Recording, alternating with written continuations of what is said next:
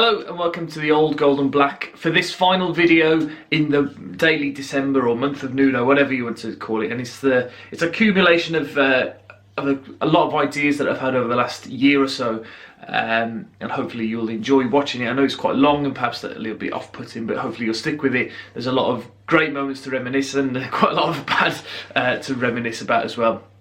So basically what I've done is I've taken lots of news clips and interviews and goals and all sorts of stuff from the last decade to sort of paint the picture for maybe there's quite a lot of new Wolves fans or foreigners who have taken a casual interest in the Wolves. And we've had quite the journey over the last 10 years. We started off the decade in the Premier League but went as low as the third tier of English football before ending the decade in European football for the first time in 40 years. So it's been a very peculiar decade, and hopefully you'll enjoy watching this back and that you'll like the video and subscribe to the channel as well and check out some of the other videos as well. I've really enjoyed putting this together, so hopefully you will enjoy it. It starts off with a little bit of a difficult kind of period for YouTube wise because there's very few goals available from 2010-11 sort of era, and the quality of stuff that there is on YouTube is very, very poor for that sort of era. So until about 2012 I struggled a little bit, but hopefully you'll just sit through that minute or so before enjoying the rest of it. Anyway, thank you very much. I'll see you the other side of it. Bye bye.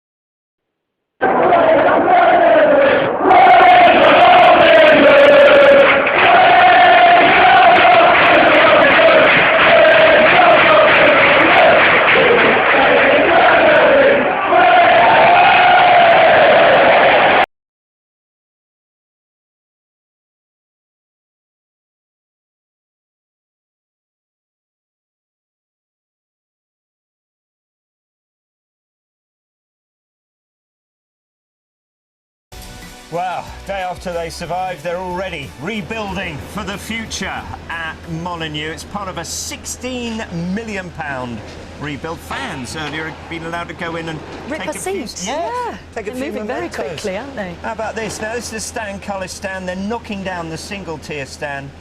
In its place will be a two-tier, 7,700-seater replacement. It's all part of the grand plan, isn't it? That's right. The development will boost the ground's capacity from 29,408 to 31,700 and marks the beginning of a four-year, £40 million project, which could eventually see capacity increase to 50,000. So onwards and upwards.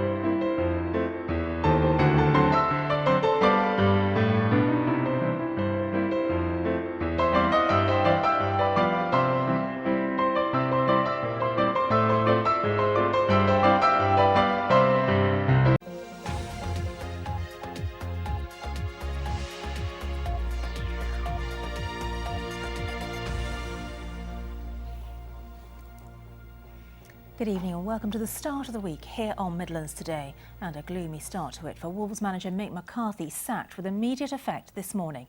He's paid the price for a poor run of form that ended in a 5-1 hammering yesterday by Black Country rivals West Bromwich Albion. Defeat not only means injured pride, it also increases the fear of relegation and a huge loss of income. I've never ever apologised for the performance, but I would do for that because I know what it means to everybody. What is the saddest part is I thought we capitulated, which I've never seen. Really poor performance, so apologies all round for that to all our fans. Bit of a sad day really. you know, for Wolves in general. He's done a good job. He's a good manager for bringing teams up, but he's not a Premiership manager. It's not Mick McCarthy's fault. His hands are tied up, you know. He ain't got enough money to be putting into the team to be performing. It wasn't an easy decision by any means. He was understanding and acted and responded. Remaining, it's just over a third of the season to go, and we've looked at the last 22 games where we've picked up 14 points and felt that there was enough time to try and retrieve the situation, and if we didn't do anything, then we couldn't put a hand on our heart any longer and say that we were going to get out of the trouble that we're currently in. Absolutely, Nick. I mean, if you take away that great start they had, as Jez Moxley just mentioned, 22 games, 14 points. That's relegation form in anyone's book. The performances have been getting worse and worse. Steve Morgan stormed into the dressing room after defeat here against Liverpool a couple of weeks ago. And then yesterday the fans were not only calling for Mick McCarthy's head, also the board's head. There was a protest just here after the game, losing 5-1 to the Albion. Really, that was just a defeat too many. Yeah, what about the timing? Why now? Well, a lot of fans have said that because, of course, the January transfer window has now closed, so any new manager cannot make any changes to the playing squad. But Wolves are out of the FA Cup, so they now have 2 weeks to fight before the next league game away at Newcastle, so it does give them a little bit of breathing space to get things sorted. There's a third of the season left, but they've got to do it quickly because they've got difficult away games at Newcastle and Fulham, and then back here in the next few games they've got Blackburn and Bolton at home. They're both relegation rivals, so they do need to get things sorted out quickly if they are to achieve the stated aim by sacking McCarthy of staying in the Premier League. So I think on the shortlist, bookies' favourite Alan Kirbishley, former Charlton West Ham manager, Steve Bruce, former Birmingham City and Sunderland manager, among the front runners. People they can get to instantly. Neil Warnock would be another example. Of course, he was with Queen's Park Rangers earlier this season. Well, earlier this afternoon I went along and spoke to a few fans outside Molineux, asked them who they think should be the next boss. Hopefully bringing Kirbishley and upwards and onwards, fingers crossed. I'd probably say Steve Bruce. I actually think Kirbishley should come in. I mean, he's got a great record, it speaks for himself, but people are saying Warnock, Kirbishley, just hopefully someone can come in and pick them all up really soon. Hopefully it's not too little too late. Who else is there? Capello? Is he going to come here? Capello. Great. One eternity later. Now, the former Rangers and Scotland manager Walter Smith is the latest to rule himself out of becoming the new boss of Wolverhampton Wanderers. The club sacked Mick McCarthy 10 days ago, vowing to have a new man in charge for Saturday's game against Newcastle. But that's not happened, and caretaker Terry Connor remains in control. Dan Pallett reports. He looked like the one, but now he's gone. Walter Smith is just the latest manager to say thanks, but no thanks to Wolves. He was offered the post of manager, but turned it down. And he's far from the first. Alan Kirbishley, Brian McDermott and Gus Poyet have all been ruled in and then out this week. We've been gauging your reaction to the appointment of Terry Connor for the remaining 13 games of the season. This is an interesting one in from Rich. Very disappointed about how Wolves board have handled this. Made us a laughing stock.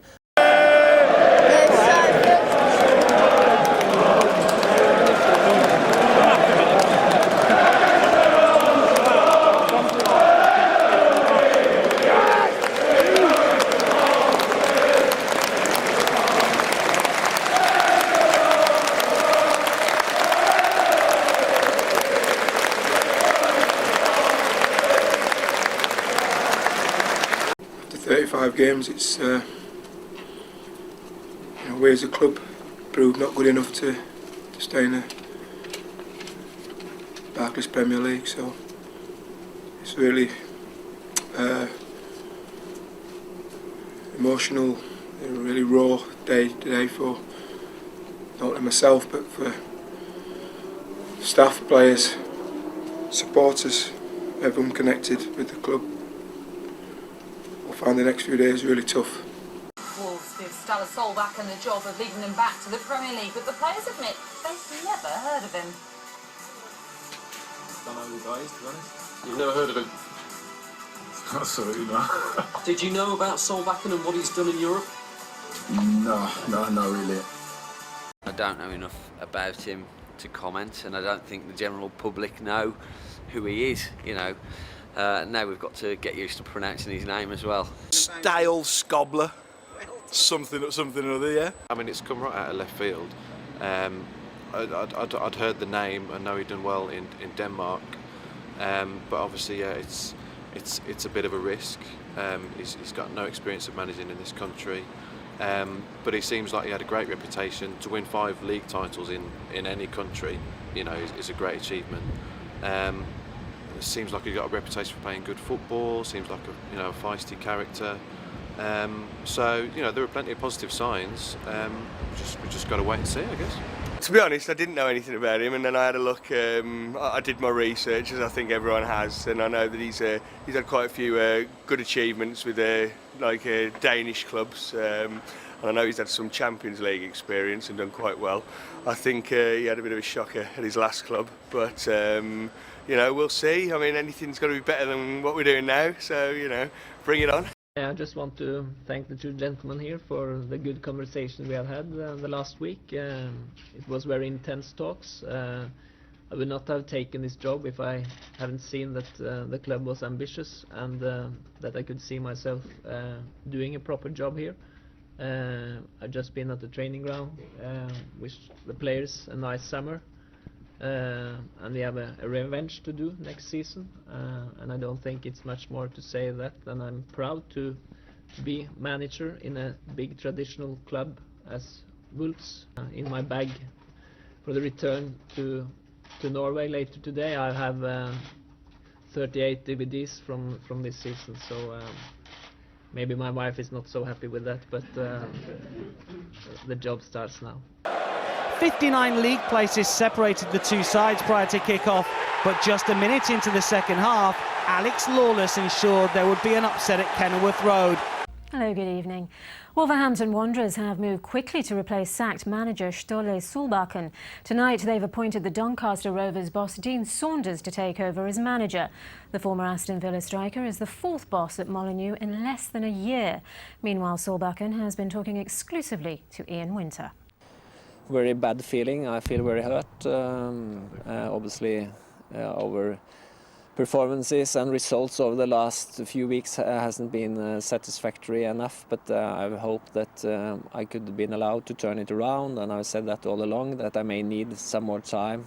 The rumour going round is that you were sacked by text message. No, that I can strongly denied. It was professional done by Jess, and later also Mr. Morgan called me, so I can strongly deny that, and it was made in a professional way. Ståle Solbakken was on a 12-month rolling contract here at Molineux, but nowhere does he appear in Wolves' official calendar for 2013. Now the job of motivating these underachieving players will be a top priority for the new manager. All season, I don't think they've had any passion, any pride. I just think we've just been going down all season. He ain't got no history of managing English clubs, like, you know what I mean? He was from Cologne, and he sent them down as well. Well, welcome everybody. We sat in a similar position some 6 months ago, and I didn't think we were going to be here together so soon. But I think we all know why. I first and foremost like to welcome Dean to the club. I think I've been a long admirer of Dean, both as a player and been watching his coaching career, and I'd very much welcome him to Wolves for what I hope is a very long period of time. I couldn't turn this opportunity down. It's such a great club, and I want to manage at the highest level, and I'm ambitious, and I'm determined to try and get the club back into the Premier League. That's my brief. And I'm not fazed by it, because I think we've got good enough players, and I'll give it everything I've got and try and pass on all the things I've learnt to the players, and hopefully we can start getting some right results straight away. And you never know, if we can string 3 or 4 wins together, we can start looking at the league table completely different. From the groundsman to the girls who make the food, the supporters, everybody's got to pull in the same direction, and in my experience, if you don't get that, you can't be successful. So although I'm coaching the team, I also have to try and get everybody pulling in the right direction, so that we're all playing a part. And it's a great club, as I said.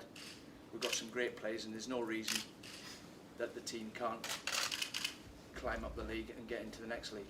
Good afternoon. The Wolves manager Dean Saunders has been sacked after the team was relegated to League One following their defeat at Brighton at the weekend. It was announced on the club's official Twitter feed this morning.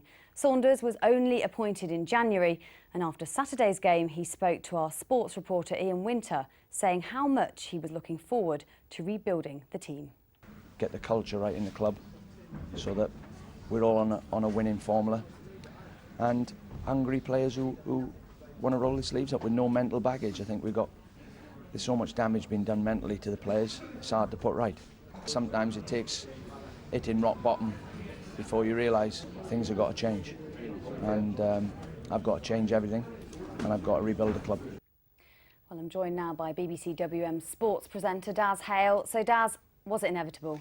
I think it was. I think the writing was on the wall after that defeat at Brighton on Saturday, which saw Wolves relegated to the third tier of English football for only the third time in 136-year history. I think the telling point was after the game, the owner and chairman Steve Morgan issued a statement on the website. He apologised for everything that had happened. He said he was going to put it right. No point in that statement was there any mention of Dean Saunders. That was his opportunity to back Dean Saunders. So at that point, I think you thought he's going to be on his way. And so he's proved to be the scapegoat. There was no way Morgan, Chief Executive Jez Moxey and Dean Saunders could all remain. The Holy Trinity, one of them had to go. Otherwise, it would have been the same old as far as the supporters were concerned. As for the players, I think we said during commentary on Saturday at Brighton, instead of wearing gold and black, they should be wearing yellow, because they're a bunch of cowards. Not all of them, but a lot of them. A lot of the fans know who these players are as well. They've been there a long time. They're multi-million-pound footballers. They're internationals. And to take that club down to League One is nothing short of disgraceful. Getting back into the Championship is the top priority for Wolverhampton Wanderers' new head coach, Kenny Jackett. Yes, the former Millwall manager began his new job today, and the bookies wasted no time in making Wolves favourite to win the League One title next season. Jackett beat 75 candidates to get the job, but how tough will it be to bounce straight back? What's your message to the Wolves supporters? They don't necessarily know a lot about me, but it's up to me now to prove myself to them, and I can only do that by producing a young and vibrant Wolves side. Well, I think he's smart enough to realise that Wolverhampton Wanderers needs to be back in the Championship as a minimum as soon as possible. Our aim is to get promotion this year, there's no doubt about that. You know, that has to be nailed to our colours from day one, and we want to have a successful season, we want to get promotion. Is that going to be easy, and is it a challenge? Of course. So another handshake for the cameras, a new head coach for the club, and fresh hope for the fans that Wolves have finally learnt from past mistakes and chosen the right man for a tough job. Ian Winter, BBC Midlands Today, Wolverhampton. There's not many people that would take it now, it's not attractive enough, so I don't think it's a bad move anyway, so it's somebody new, rather than the old tried and tested people anyway, so yeah, quite pleased actually. Because he's got experience, because he's taken teams up from League One a couple of times, so I reckon he'll be good experience and he knows what he'll be doing. I don't know if he's the right man for Wolves. Yeah, get him, you know what I mean, but I'd rather have Coyle personally. Good piece of news for the Wolves because he's been in football a long time and he's been about a bit, hasn't he? He had a long career at Millwall, but the problem is up here they keep changing the managers all the while. A big day awaits Kenny Jackett's Wolverhampton Wanderers. Last night's draw between Rotherham and Bradford means that victory here for Wolves would see them promoted back to the Championship. Good pressure this for Wolves. McDonald making room for the shot, took a deflection and goes in, and Wolves have taken the lead. McDonald. Ball bounces in and beyond Ben Garrett, and David Edwards makes it 2-2 Wolves, and the Championship beckons. There goes the whistle. Wolverhampton Wanderers are back in the Championship. Promotion at the first time of asking. They've done it in style. They've beaten Crewe by 2-0, and they'll be back in the Championship next season after a 2-0 win.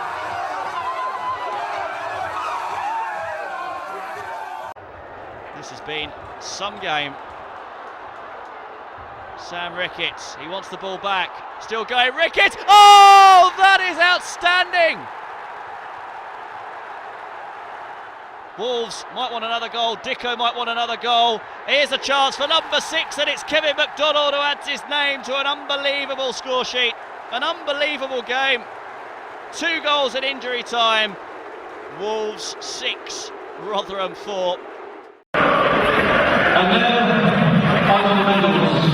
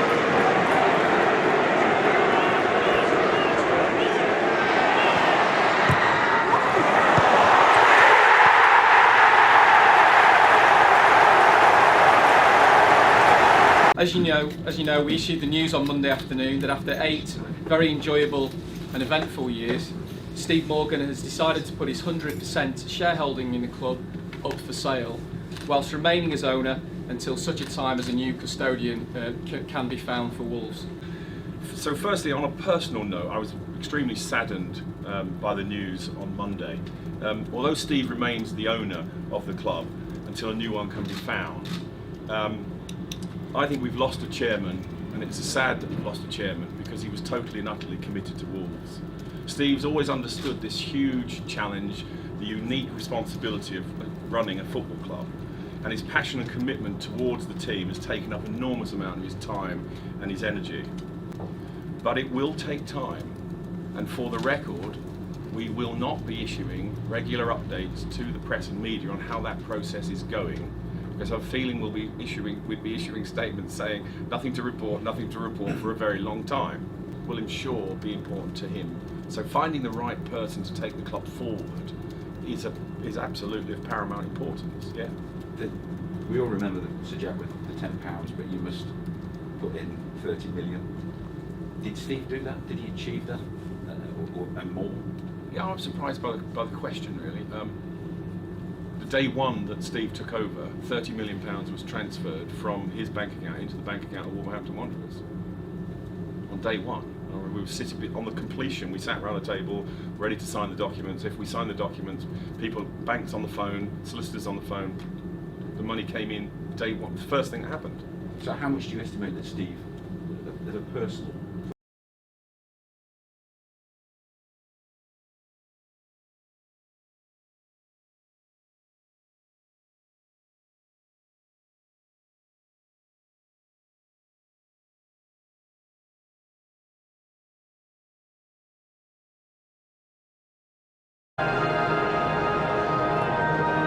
Ahead of our officials today, we first of all welcome team captains Tony McMahon for Blackpool and Danny Bott for Wolves, who are now laid wreaths in front of North and South Stand.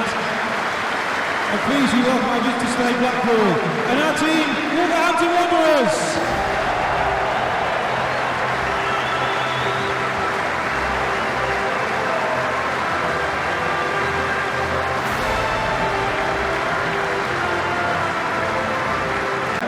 Joined by his family, friends and colleagues today, we pay tribute in a minute's applause, whilst the upper tier and the Steve Ball stand hold aloft their cards, proudly displaying the name of the man we all lovingly knew as Sir Jack.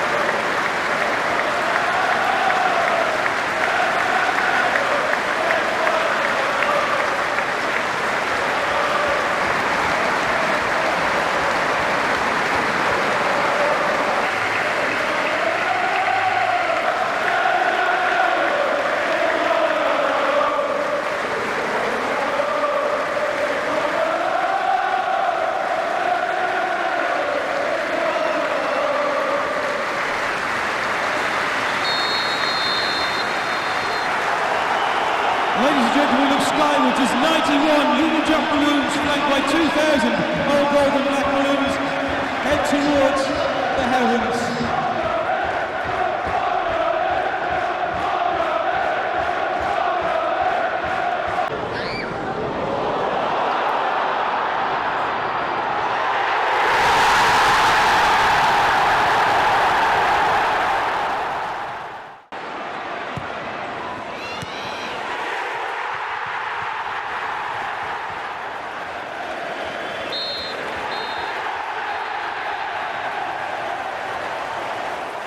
Hello, I'm Nathan Judah. I'm here with Wolves reporter Tim Spears, and oh god, 4-0 nils on the bounce. I mean, it's just shocking. Yeah, it's unbelievable, isn't it? Unbelievable, actually. You can't. I think we were predictable joking that it might be another 0-0 before the kick-off, but I didn't actually think it would be. 360 minutes, no goals here. It's March was the last one. Do you remember, Matt, in fact, you missed it. I think I did miss it actually. Matt Doherty against Bristol City, last-minute winner.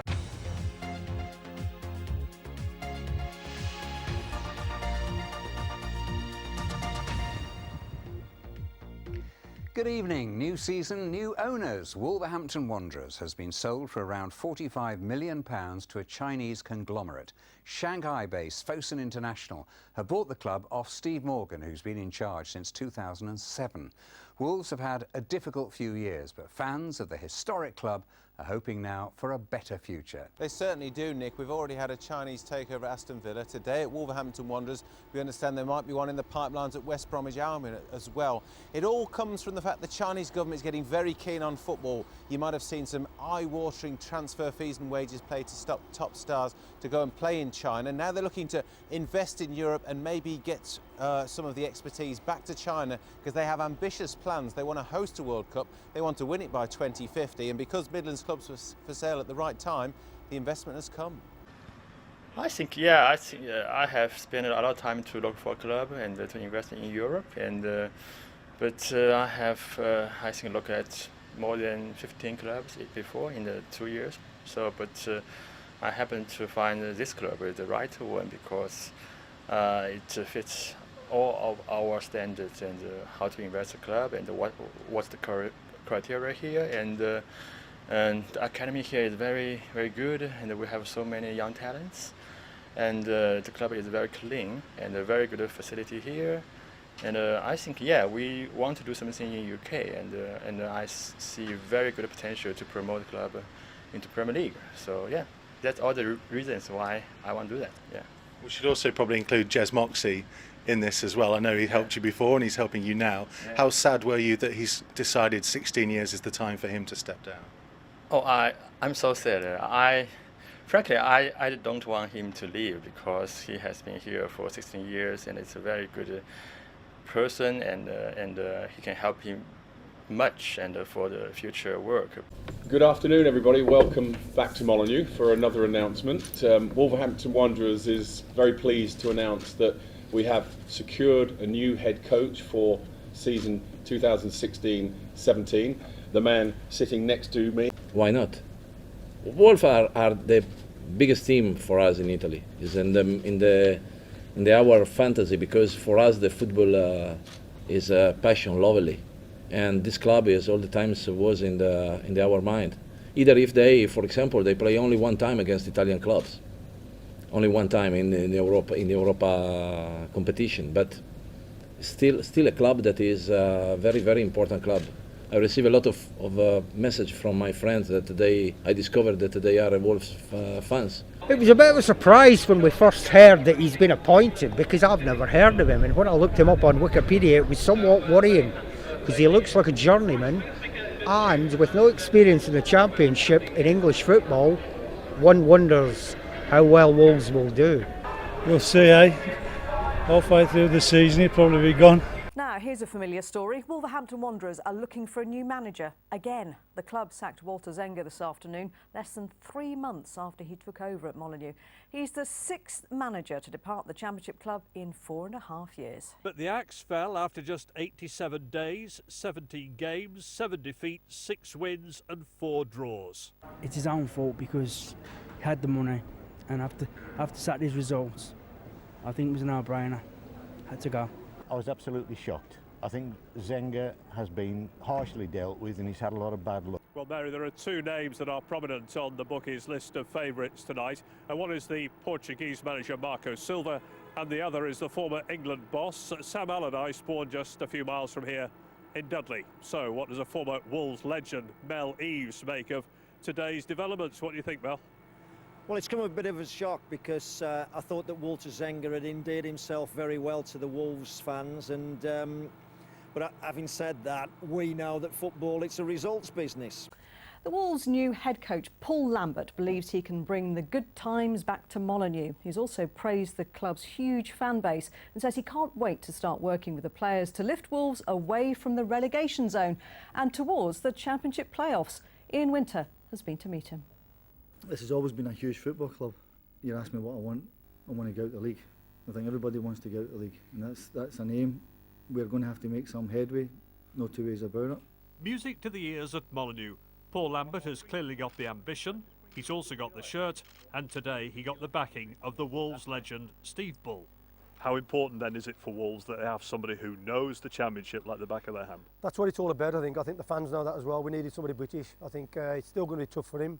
I think the main thing he's got to do is probably get consistency in the side. Helder Costa was almost alone when the ball fell to him on the half-hour mark, but his finish still afforded much applause. The Benfica loanee giving Stoke keeper Lee Grant no chance, a celebration befitting a marvellous goal. Not even the informed Joe Allen could find a way past Ikemi. His fizzing strike looked destined for the back of the net, but Ikemi pulled out the acrobatics, with Wolves closing in on a famous upset. Gary Doherty's fourth of the season was perhaps his finest. It knocked the Potters out at this stage for the first time since 2009, gave Wolves their first win in the competition since 2011, and sent the travelling faithful home in full voice. Round 4 awaits the Wolves. Costa with the free kick, and arriving is Stearman! And Wolves have the perfect start. The old gold is gleaming at Anfield. Origi. Now Firmino, Jaria slips, and Doherty has picked out Costa, and Wolves can break again.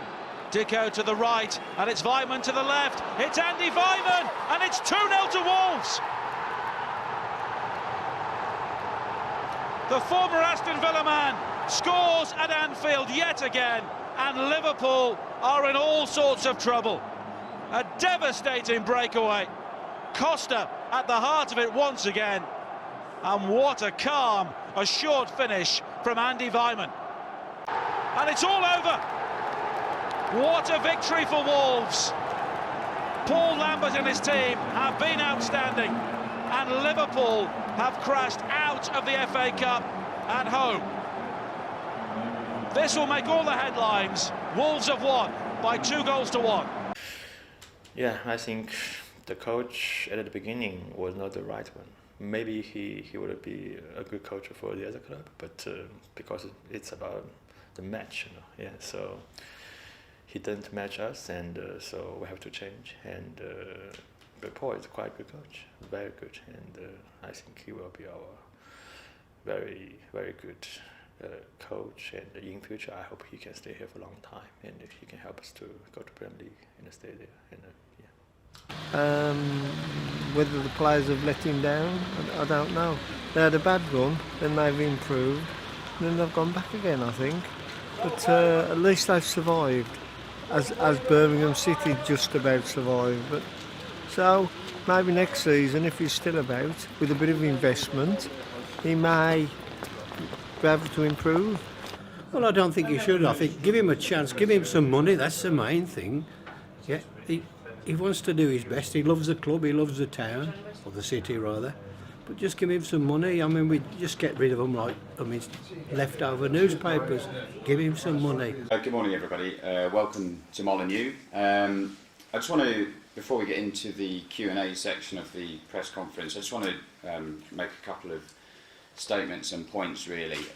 Obviously, the club released a statement on Monday with regards to Paul Lambert and how he and Wolves had agreed to part company. I think it's important that before we continue, I just want to place on record in this press conference our appreciation and our thanks to Paul and his team and Stuart Taylor for all the work that they've done over the last 6 months in delivering within that 6-month period some good results and some really sort of high moments for the club. So I'd just like to place on record that, and also equally some of the other backroom staff that have left us this week as a result of the coaching change.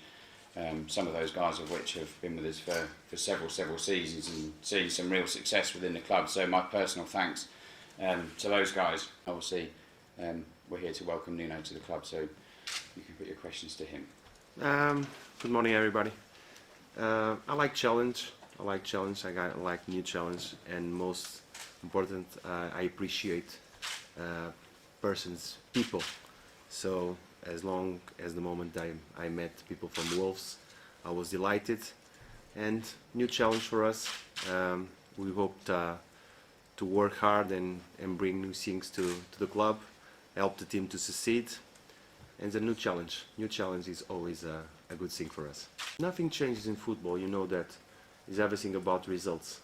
So the demanding is high, but we believe the moment that we sign a contract with three years the time, we believe that we have the trust and the confidence to deliver a good job. So, but always results.